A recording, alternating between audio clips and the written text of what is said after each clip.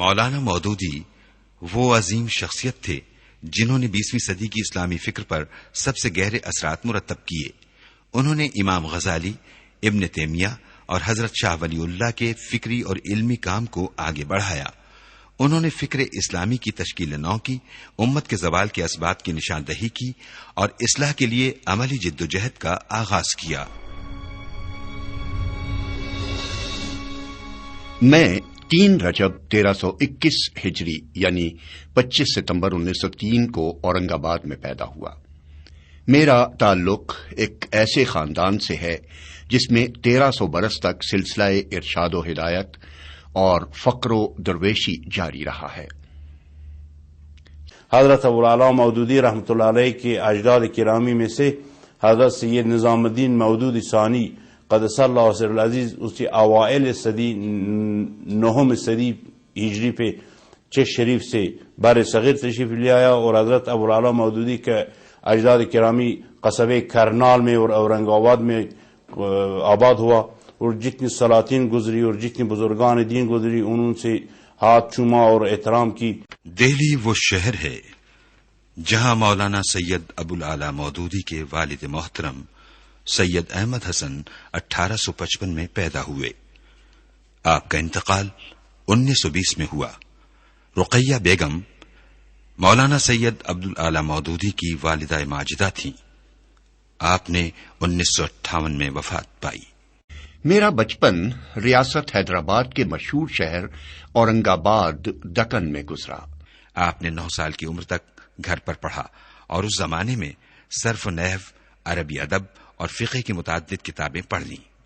آپ کو 11 برس کی عمر میں ہائی اسکول کے 8ویں جماعت میں داخل کیا گیا. اسکول ہی میں مجھ کو پہلی مرتبہ مضامین لکھنے اور تقریری مباحثوں میں حصہ لینے کا موقع ملا. اس سے مجھ کو احساس ہوا کہ مجھ میں زبان اور قلم سے کام لینے کی کچھ صلاحیت ہے. 1916 میں صرف 13 برس کی عمر میں نے مولوی یعنی میٹرک کا امتحان دیا. مولانا مودودی کو بچپن ہی سے لکھنے کا شوق ہے. رسول اکرم صلی اللہ علیہ وآلہ وسلم کی شخصیت ابتدا ہی سے ان کی راہبر و رہنما ہے.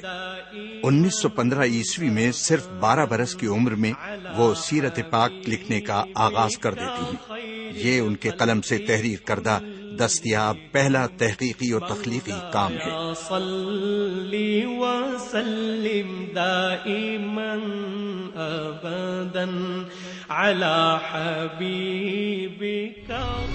مولانا مودودی نے صرف 15 برس کی عمر میں باقاعدہ صحافت کا آغاز کیا.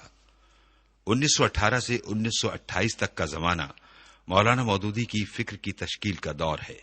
حیدرآباد دکن میں مولانا کی پہچان 2 لفظوں سے تھی: صالح نوجوان. رنگ تھے لیکن جو ان کی باتیں تھیں، جو ان کا گفتگو کے انداز تھے، وہ سب کچھ اس بات پہ دلالت کرتے تھے کہ وہ حقیقت میں صالح ہے. جمعیت العلماء ہند جنوبی ایشیا کے مسلمانوں کی رہنمائی کا فریضہ انجام دیتی ہے. جمعیت کو اپنے 7 روزہ ترجمان مسلم کے لیے ایک متحرک اور فعال شخصیت کی ضرورت ہے. علماء کرام کی نظر انتخاب 18 سالہ نوجوان مولانا مودودی پر آ کر ٹھہر جاتی ہے. مسلم کی اشاعت کا آغاز 1 نومبر 1921 سے ہوتا ہے. مولانا مودودی 26 جولائی 1922 سے اس کی آخری اشاعت 8 اپریل 1923 تک مدیر کے فرائض انجام دیتے ہیں. مولانا مودودی الجمعیت کے دوسرے ایڈیٹر کے فرائض انجام دیتے ہیں. آپ 14 جون 1925 سے 15 مئی 1928 تک تقریباً 3 برس اس کی ادارت کرتے ہیں. الجمعیت کی ادارت سے کنارہ کشی کا بنیادی سبب جمعیت العلماء ہند کا کانگریس سے اشتراک ہے، کیونکہ آپ متحدہ ہندوستانی قومیت کو اسلامی روح کے منافی سمجھتے ہیں. 1926 میں ہندوستان میں ایک ایسا واقعہ پیش آیا جس نے ہندو مسلم فسادات کی آگ بھڑکا دی. جب ہندوستان کے اندر شدی تحریک کے بانی کو قتل کیا گیا اور اس پر سارے کانگریسی اور گا کریں سے ہندو تل ملا اٹھے اور خود مہاتما گاندھی نے یہ کہا کہ اسلام کا پہلے بھی تلواری ایک فیصلہ کن عنصر رہا ہے اور آج بھی تلوار اس کا فیصلہ کن ایک عنصر ہے، اور یہ ایک خون ریزی کا مذہب ہے. اس طرح تیر و نشتر سے مسلمانوں کے دل زخمی ہو گئے اور اس وقت کے وہ شعلہ بیان مقرر مولانا محمد علی جوہر نے جامع مسجد دہلی میں کھڑے ہو کر کہا، کاش کوئی ایسا صاحب قلم ہوتا جو ہندوؤں کے اس تیر نشتر کا جواب دے دیتا تاکہ ان کا منہ اور ان کا قلم بند ہو جائے۔ نوجوان مولانا مودودی بھی جامع مسجد دہلی کے اس اجتماع میں موجود تھے۔ انہوں نے اس پروپیگنڈے کا پردہ چاک کرنے کا فیصلہ کیا۔ 23 سالہ نوجوان مولانا مودودی 1927 میں الجمیت میں سلسلہ وار مضامین لکھتے ہیں اور دنیا کو اصل حقائق بتاتے ہیں۔ 1930 میں الجمیت میں شائع ہونے والے مضامین الجہاد فی الاسلام کے عنوان سے کتاب کی زینت بنتے ہیں۔ اسے مولانا مودودی کا ایک عظیم کارنامہ قرار دیا جاتا ہے۔ علامہ اقبال کہتے ہیں، اسلام کے نظریے جہاد اور اس کے قانون صلح و جنگ پر یہ ایک بہترین کتاب ہے، اور میں ہر ذی علم آدمی کو یہ مشورہ دیتا ہوں کہ وہ اس کا مطالعہ کرے۔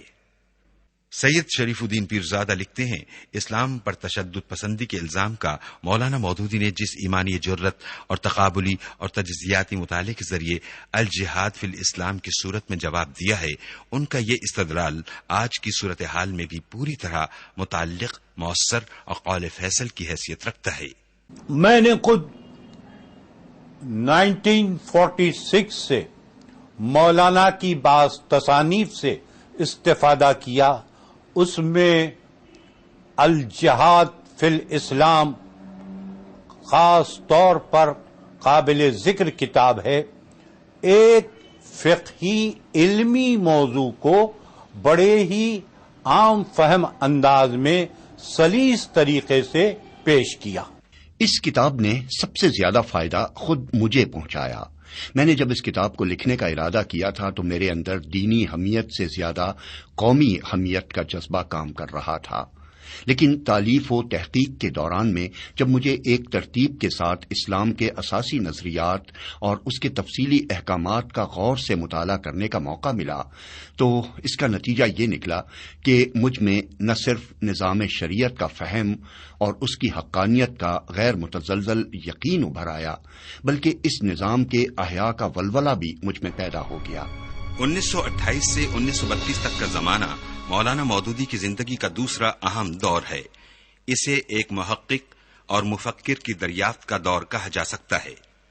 اس دور میں وہ اسلام کے سرچشموں سے اپنی پیاس بجھاتے ہیں، فکر کو سمندر بناتے ہیں۔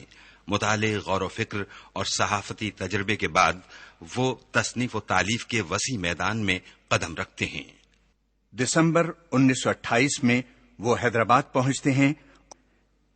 اس دور میں آپ نے یہ اہم کتابیں تحریر کی۔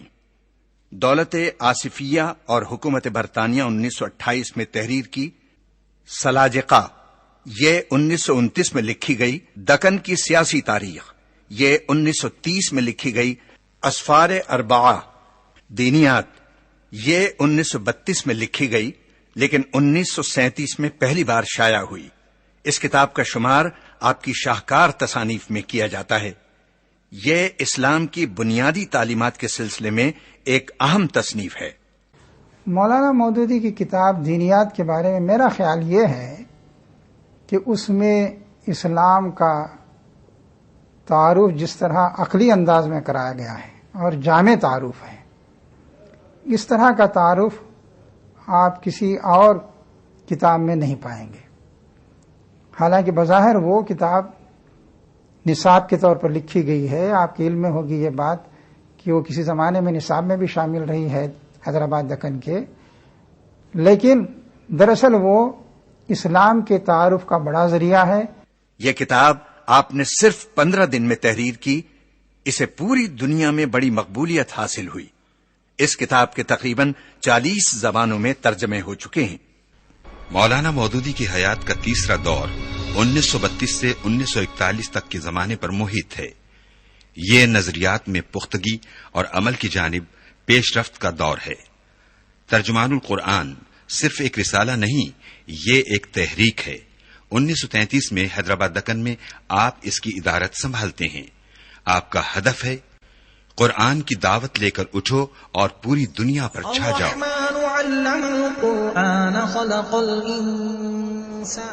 قرآن مجید ہمیں بتاتا ہے یہاں جس چیز کا امتحان ہم سے لیا جا رہا ہے وہ یہ نہیں ہے کہ ہم صنعتیں اور تجارتیں اور کھیتیاں اور سلطنتیں چلانے میں کیا کمالات دکھاتے ہیں اور عمارتیں اور سڑکیں کیسی اچھی بناتے ہیں اور ایک شاندار تمدن پیدا کرنے میں کتنی کامیابی حاصل کرتے ہیں، بلکہ سارا امتحان صرف اس امر کا ہے کہ ہم خدا کی دی ہوئی امانتوں میں خدا کی خلافت کا حق ادا کرنے کی کتنی قابلیت رکھتے ہیں، باغی اور خود مختار بن کر رہتے ہیں یا مطیع اور فرما بردار بن کر۔ 1937 میں محمودہ بیگم آپ کی شریک حیات بنی۔ ان کا تعلق دہلی کے بخاری سید خاندان سے تھا۔ ان کی پرورش بڑے ناز و نعام میں ہوئی، لیکن آئندہ آزمائشیں ان کی منتظر تھیں۔ مولانا مودودی اور محمودہ بیگم کا ساتھ پوری زندگی رہتا ہے۔ وہ مولانا کے بارے میں کہتی ہیں، مودودی صاحب ایک معمولی انسان ہیں، مگر اللہ تعالیٰ نے انہیں قرآن اور سیرت رسول صلی اللہ علیہ وآلہ وسلم کی جو معرفت دی ہے، اس کی بنا پر میں اگر یہ کہوں کہ ان کا عمل قرآن کے مطابق ہے تو شاید مبالغہ نہ ہوگا۔ 1937 کے اواخر میں لاہور میں علامہ اقبال سے 2-3 ملاقاتوں میں ایسا محسوس ہوا جیسے میری ان کی بہت پرانی واقفیت ہے اور ہم ایک دوسرے کے بہت قریب ہیں۔ میرے اور ان کے درمیان یہ بات طے ہو گئی کہ میں پنجاب منتقل ہو جاؤں اور پٹھان کوٹ کے قریب وقف کی عمارات میں دینی تربیت اور تحقیقات کے لیے ایک ادارہ قائم کروں۔ ہم نے ادارے کا نام بالاتفاق دارالاسلام تجویز کیا۔ حضرت علامہ اقبال کی یہ ہمیشہ خواہش تھی کہ ہندوستان بھر کے جتنے بھی علماء حضرات ہیں انہیں کم از کم لاہور میں اکٹھا کیا جائے، اور اس ضمن میں مولانا مودودی کو بھی بلوایا گیا، اور اس کی وجہ یہ تھی کہ چودھری نیاز جو پٹھان کوٹ کے ایک ذمہ دار تھے اور جنہوں نے ایک مرکز اسلامی بنایا تھا، اس کے لیے علامہ کی خواہش تھی کہ مولانا مودودی یہاں تشریف لائیں اور اس سلسلے میں اپنی خدمات جو ہیں وہ پیش کریں۔ مولانا مودودی حیدرآباد دکن کی تمام آسائشیں چھوڑ کر ایک غیر آباد خطے کا رخ کرتے ہیں۔ وہ 18 مارچ 1938 کو دارالاسلام پہنچتے ہیں۔ 19 مئی 1938 کو نواب بہادر یار جنگ نے مولانا مودودی کو اپنے خط میں لکھا، شوال کے پرچے میں آپ نے دارالاسلام کا جو نقشہ کھینچا ہے اس نے اشتیاق دید کو بڑھا دیا ہے۔ خدا کرے کہ کسی روز آؤں اور وہاں کے بندگان حق پرست کو دیکھوں اور استفادہ کروں۔ مولانا مودودی کو باعمل ساتھیوں کی تلاش ہے۔ وہ مارچ 1939 کے ترجمان القرآن میں تحریر کرتے ہیں، میں 6 سال سے اپنے جسم کی ساری طاقتیں اپنا نصب العین حاصل کرنے کے لیے خرچ کر رہا ہوں، مگر بدقسمتی سے اکیلا اور نہتا ہوں۔ میں موجودہ زندگی کی پوری عمارت کو توڑ ڈالنا چاہتا ہوں اور اس کی جگہ خالص اسلامی اصولوں پر دوسری عمارت بنانے کا خواہاں ہوں۔ اس زمانے میں مولانا مودودی گاؤں گاؤں عوام سے خطاب کر کے اسلام کی دعوت ان تک پہنچاتی ہیں۔ ان کی تقاریر کے بنیادی موضوعات اسلام، نماز، روزہ، حج، زکوٰۃ اور جہاد ہیں۔ سوچنا، پڑھنا اور لکھنا، یہی مولانا مودودی کی زندگی تھی۔ یہ وہ زمانہ تھا جب پوری دنیا پر دوسری جنگ عظیم کے بادل گہرے ہوتے جا رہے تھے اور بالآخر مغربی سامراج نے جنگ کا آغاز کر دیا۔